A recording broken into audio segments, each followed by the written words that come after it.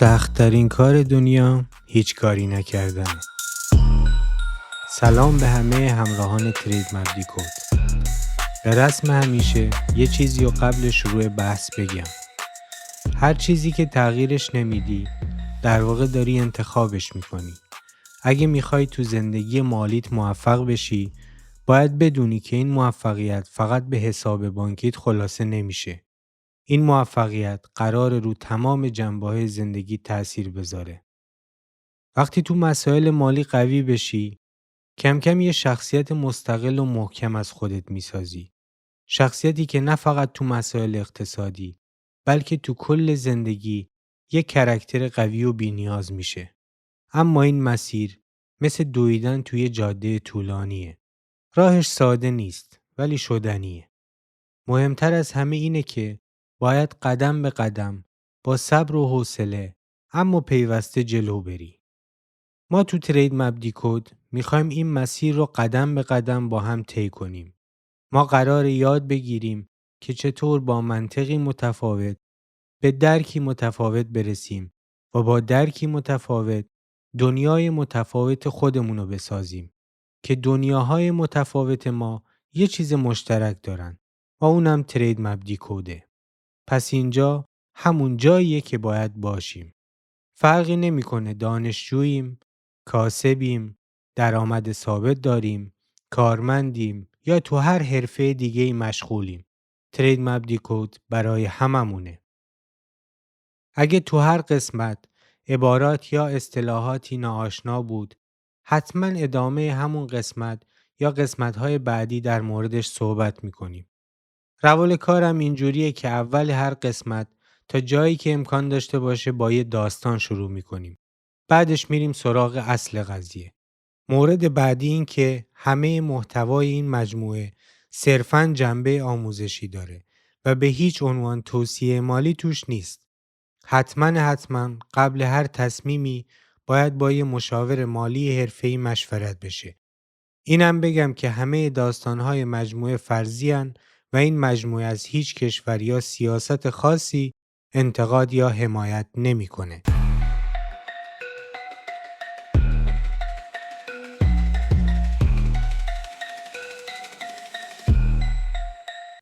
کاراگاه سرگردان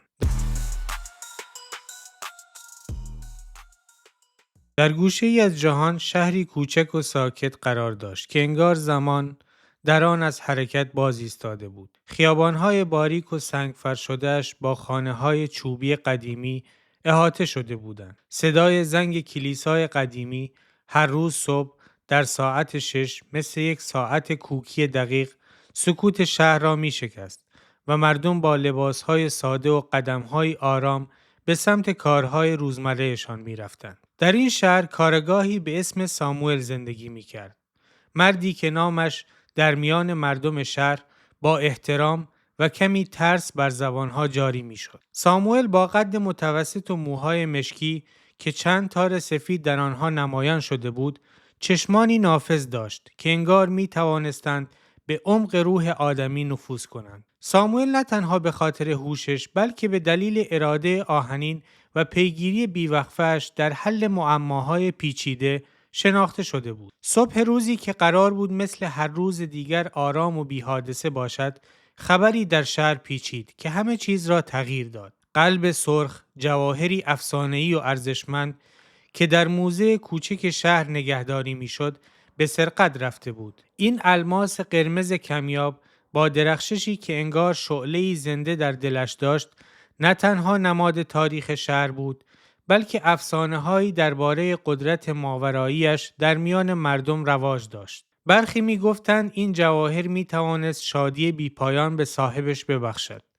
و برخی دیگر معتقد بودند نفرینی پنهان در آن نهفته است که هر که آن را در دست بگیرد به دام بدبختی می‌افتد. خبر سرقت مثل آتش در خرمن خشک پخش شد و موجی از نگرانی و شایعه میان مردم به راه افتاد. شهردار شهر که مردی میان سال با موهای جوگندمی و صورتی پر از خطوط عمیق بود، همان روز به سراغ ساموئل آمد و با صدایی که از اضطراب میلرزید گفت: ساموئل، تو تنها کسی هستی که میتونی این معما رو حل کنی. قلب سرخ باید برگرده وگرنه این شهر دیگه اون شهر آروم سابق نمیمونه. ساموئل که همیشه از چالش‌های جدید استقبال میکرد، با یه لبخند کوچک و اطمینان بخش پذیرفت. او کیف چرمیش را برداشت، کلاهش را کمی کج کرد و به سمت موزه راه افتاد. وقتی ساموئل به موزه رسید، هوا هنوز سرد بود و مه صبحگاهی در اطراف ساختمان حلقه زده بود. او با دقت به ویترین خالی نگاه کرد. هیچ اثری از شکستن شیشه یا دستکاری قفل نبود. انگار جواهر به سادگی از میان هوا غیبش زده بود. سپس ساموئل به سراغ بررسی رد پاها رفت. کف موزه از سنگ مرمر قدیمی پوشیده شده بود و گرد و غباری که روی آن نشسته بود می توانست سرنخی به او بدهد. اما هیچ اثری از جای پا یا هر چیز غیرعادی پیدا نکرد. او دستکش‌هایش را در آورد و با انگشتانش لبه ویترین را لمس کرد. انگار می‌خواست با آن ارتباط برقرار کند. ذهنش پر از سوال بود. اگر دزدی از بیرون نیامده، آیا کسی از داخل موزه این کار را کرده بود؟ ساموئل تصمیم گرفت از موزه بیرون بیاید و با مردم شهر صحبت کند. او ابتدا به سراغ صاحب مغازه عتیقه فروشی رفت. وقتی وارد شد، صاحب مغازه با لبخندی گرم به او خوش آمد گفت و پرسید: دنبال سرنخ می‌گردی ساموئل؟ ساموئل با احترام کلاهش را برداشت و پرسید: آره، چیزی درباره قلب سرخ میدونی که به کارم بیاد؟ صاحب مغازه لحظه‌ای به فکر فرو رفت و سپس با صدایی که انگار از دل تاریخ میآمد گفت: قلب سرخ فقط یه جواهر نیست، یه افسانه است. میگن وقتی اولین بار توی یه غار زیر زمین‌های این شهر پیداش کردن، خون ازش چکه میکرد. از اون موقع هر کی اونو داشته یا به اوج رسیده یا نابود شده. شاید دزدش دنبال قدرتش بوده یا شاید نفرینش. ساموئل با دقت گوش داد و تشکر کرد، اما در دلش به این فکر بود که آیا این افسانه ها فقط قصه های قدیمی اند یا حقیقتی در آنها نهفته است. او سپس در میدان اصلی شهر به سراغ یه سری جوان رفت که روی نیمکت ها نشسته بودند و به نظر می رسید که انگار فقط در انتظار گذر زمانند. با یکی دو تا از اونا صحبت کرد و تصمیم گرفت یه سر به مدرسه شهر بزنه. وقتی به مدرسه رسید، به دفتر مدیر رفت. او با لبخندی خشک به ساموئل خوش آمد گفت و پرسید: چه چیزی کارگاه معروف رو به اینجا کشونده؟ ساموئل با لحنی محتاط گفت: فقط میخوام یه نگاهی بندازم. سپس مدیر با افتخار از برنامه درسی مدرسه صحبت کرد. ما اینجا به بچه‌ها یاد میدیم چطور شهروندای خوبی باشن. نظم، اطاعت و احترام به قوانین چیزایی که این شهر رو سر پا نگه داشته. پس از روزها جستجو و به بنبست رسیدن، ساموئل سرنخی مبهم پیدا کرد. یک یادداشت قدیمی که به خانه‌ای در حاشیه شهر اشاره داشت. این خانه عمارتی مخروبه با دیوارهای ترک خورده و پنجره‌های شکسته بود که زمانی متعلق به خانواده اجدادی خودش بود.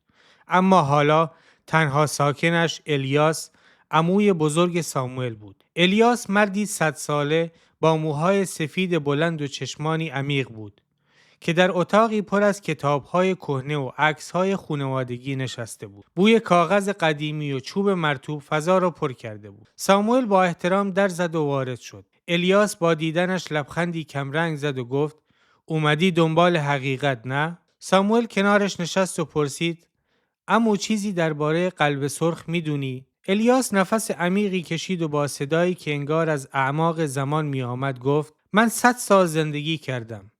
نه به این خاطر که میخواستم، بلکه چون نمیتوانستم بمیرم. این خونه، این خونواده، این نفرین که نسل به نسل دنبالمون اومده منو زنده نگه داشته. بچه هامو دیدم که عاشق شدن و نابود شدن.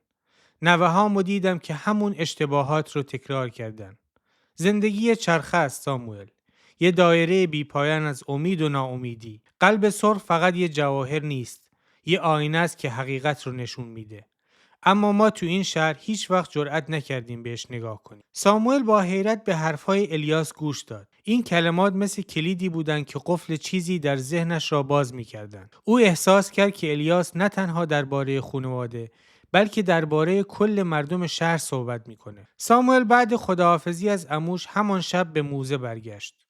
او دوباره به ویترین خالی نگاه کرد و ناگهان جرقه‌ای در ذهنش زده شد. خاطره‌ای مبهم و دور. او شب سرقت در موزه بوده است. قلبش به تپش افتاد. با عجله به خانه‌اش رفت. زیر تختش را گشت و قفل کوچک جعبه‌ای مخفی را باز کرد. در نور کم لامپ قلب سرخ را دید که در جعبه‌ای کهنه پنهان شده بود. خود او دزد بود. تکه های شب سرقت مثل پازلی در ذهنش کنار هم قرار گرفتند. او در حالت خوابگردی عجیبی به موزه رفته، جواهر را برداشته و به خانه آورده بود. اما چرا؟ ساموئل که خود را مدافع قانون می‌دانست، چطور چنین کاری کرده بود؟ ساموئل ساعتها به قلب سرخ خیره شد. درخشش قرمز آن انگار با او حرف می‌زد. او فهمید که این سرقت انتخاب خودش نبود. سالها زندگی در شهر، در خانواده فقیر، در فرهنگی نامتعادل و هزاران تو در توی دیگر که به او تحمیل شده بود، ذهنش را به زندانی تبدیل کرده بود. او جواهر را نه از طمع، بلکه از نیازی ناخودآگاه برای رهایی دزدیده بود. حرفهای عموش مدام داشت تو سرش میچرخید. او تصمیم گرفت جواهر را به موزه بازگرداند. صبح روز بعد قلب سرخ را در ویترین گذاشت و یادداشتی کنارش قرار داد. این جواهر مال همه ماست. ازش نترسید. بهش نگاه کنید. ساموئل برای همیشه شهر را ترک کرد و هرگز از او خبری شنیده نشد.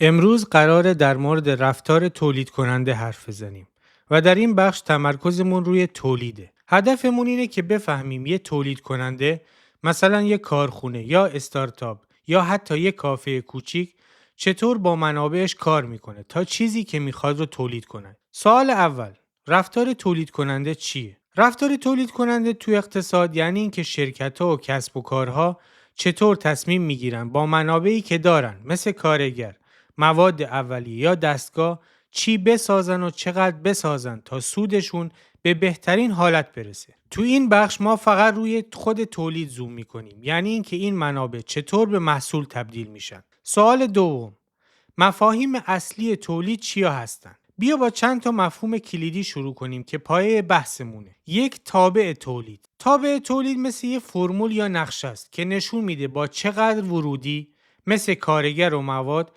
چقدر خروجی مثل محصول میتونیم داشته باشیم. مثال، فرض کن یک کارگاه نجاری داریم. اگه یک کارگر رو 10 تخت چوب داشته باشیم، میتونیم 2 تا میز بسازیم. حالا اگه کارگرها بشن 2 تا و چوب بشه 20 تا، میتونیم 5 تا میز بسازیم. این تابع تولیده که نشون میده ورودی ها چطور به خروجی تبدیل میشن. دو، بازده به مقیاس. این مفهوم میگه اگه همه ورودی ها رو به نسبت زیاد کنیم، خروجی چقدر تغییر میکنه که 3 حالت داره. اولی بازده ثابته که اگه ورودی ها رو 2 برابر کنی، خروجی هم 2 برابر میشه. دومی بازده صعودیه که اگه ورودی ها رو 2 برابر کنی، خروجی بیشتر از 2 برابر میشه. و سومی بازده نزولیه که اگه ورودی ها رو 2 برابر کنی، خروجی کمتر از 2 برابر میشه.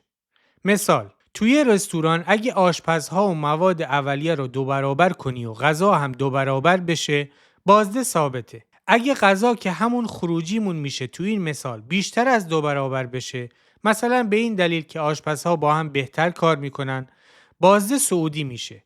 و اگه کمتر از 2 برابر بشه، مثلا چون آشپزخونه جا نداره، بازده نزولی خواهد. 3 مراحل تولید. تولید معمولاً 3 مرحله داره. مرحله اول با اضافه کردن کارگر تولید خیلی زیاد میشه. مرحله دوم تولید هنوز زیاد میشه ولی آرومتر از قبل. مرحله سوم دیگه کارگر اضافی تولید رو کم میکنه، چون مثلا شلوغی کار رو خراب میکنه. مثلا در یه نونوایی اگه یه کارگر باشه 10 تا نون میپزیم، با کارگر دوم 25 تا نون میپزیم. ولی اگه کارگر دهم رو بیاریم، شاید دیگه جا نباشه و تولید کمتر بشه. یا مثلا فرض کن یه استارتاپ داری که اپلیکیشن میسازه. تابع تولیدت نشون میده با چقدر برنامه نویس و کامپیوتر چقدر اپ میتونی بسازی. اگه برنامه نویس ها رو 2 برابر کنی و اپ ها بیشتر از 2 برابر بشن، چون با هم ایده های بهتری میدن، بازده صعودی داری. ولی اگه زیاد بشن و مدیریت سخت بشه، بازده نزولی میشه. یا مثلا یک کشاورز رو تصور کن که گندم میکاره. تابع تولیدش میگه با چقدر زمین و کارگر چقدر گندم برداشت میکنه. اگه زمین و کارگر رو 2 برابر کنه و گندم هم 2 برابر بشه، بازده ثابته. ولی اگه کارگر زیاد بشه و زمین کم باشه، بازده نزولی میشه. حالا یه داستان کوتاه هم برای درک بیشتر موضوع میخوام بگم. فرض کن میثم یه جوون کارآفرین میخواد یه کافه باز کنه. باید بفهمه با چقدر باریستا و قهوه چقدر مشتری رو میتونه سرویس بده. با یه باریستا 20 مشتری رو مدیریت میکنه. با 2 تا باریستا 50 تا مشتری، که یعنی بازده سعودی و این یعنی خروجی خوب. ولی اگه 5 تا باریستا بیاره و کافه شلوغ بشه، فقط 60 مشتری رو سرویس میده، که این یعنی بازده نزولی میشه و خروجی بد. پس میثم به عنوان یک کارآفرین باید بفهمه کجا تولیدش بهین است. بعد یه استراحت کوتاه برمیگردیم و بحثمون رو با طرح یه سوال ادامه میدیم.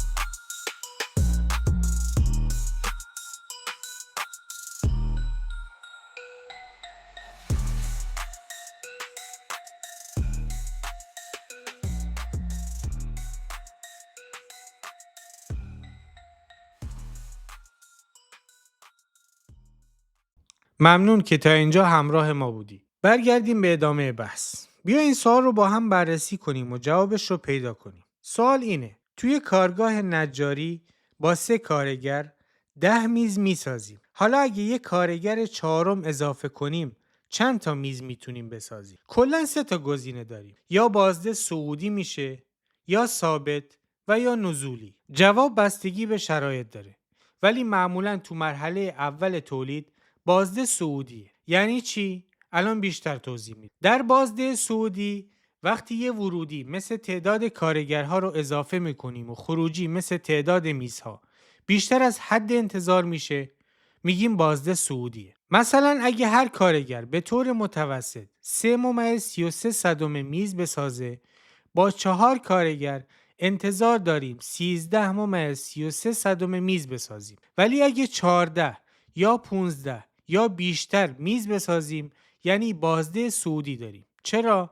چون کارگرها با همکاری و تقسیم کار کارایشون بیشتر میشه. در بازده ثابت اگه با اضافه کردن ورودی خروجی هم به همون نسبت زیاد بشه، بازده ثابته. تو مثال ما اگه هر کارگر همیشه 3.33 میز بسازه، با 4 کارگر باید دقیقاً 13.33 میز بسازیم. هرچند تو دنیای واقعی این حالت خیلی کم اتفاق میفته. در بازده نزولی وقتی ورودی رو زیاد میکنیم ولی خروجی کمتر از حد انتظار زیاد بشه یا حتی کم بشه، بازده نزولیه. مثلا اگه با 4 کارگر فقط 12 میز یا کمتر، مثلا 9 میز بسازیم، یعنی اضافه کردن کارگر جدید نه تنها کمکی نکرده بلکه باعث مشکل شده. پس جواب چیه؟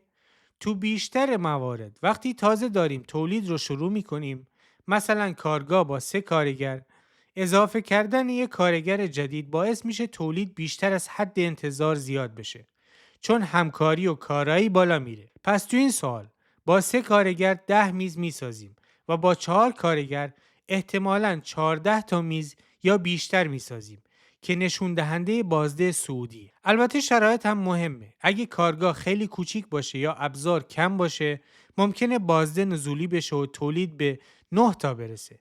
ولی تو حالت عادی و تو مرحله اول تولید، ساخت 14 تا میز یا بیشتر جواب درست‌تر، منطقی‌تر و محتمل‌تریه. برای بهتر فهمیدن قضیه مثال دیگه میخوام بزنم. یه پیتزا فروشی رو تصور کن که تو اون با یه آشپز 10 تا پیتزا توی ساعت میپزیم. با 2 آشپز 25 پیتزا توی ساعت میپزیم، چون کار رو تقسیم میکنن و سریعتر میشه. با 3 آشپز 40 پیتزا توی ساعت میپزیم. باز هم همکاری باعث میشه تولید بیشتر بشه. اما با 4 آشپز 45 پیتزا توی ساعت میپزیم. پس از اینجا به بعد دیگه آشپزخونه شلوغ میشه و افزایش تولید کم میشه. تو این مثال تا 3 آشپز هر بار که آشپز اضافه کردیم، تولید بیشتر از حد انتظار زیاد شده. پس بازده صعودیه. ولی با آشپز 4م افزایش تولید کند میشه و در نتیجه بازده نزولی دقیقاً از اینجا شروع میشه. خب تو این اپیزود با تابع تولید، بازده و مراحل تولید آشنا شدیم. تا جایی که تونستم سعی کردم مثالا و توضیحات رو ساده سازی کنم. تو اپیزود بعدی میریم سراغ هزینه ها و سود تولید کننده. ممنون که گوش دادی. تا اپیزود بعدی مراقبت کن. ممنون که مثل همیشه با ما بودی.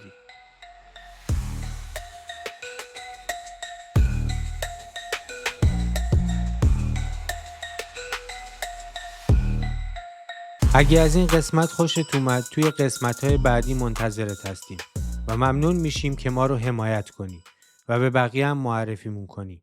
میتونی ما رو تو پلتفرم‌های مختلف ببینی و بشنوی.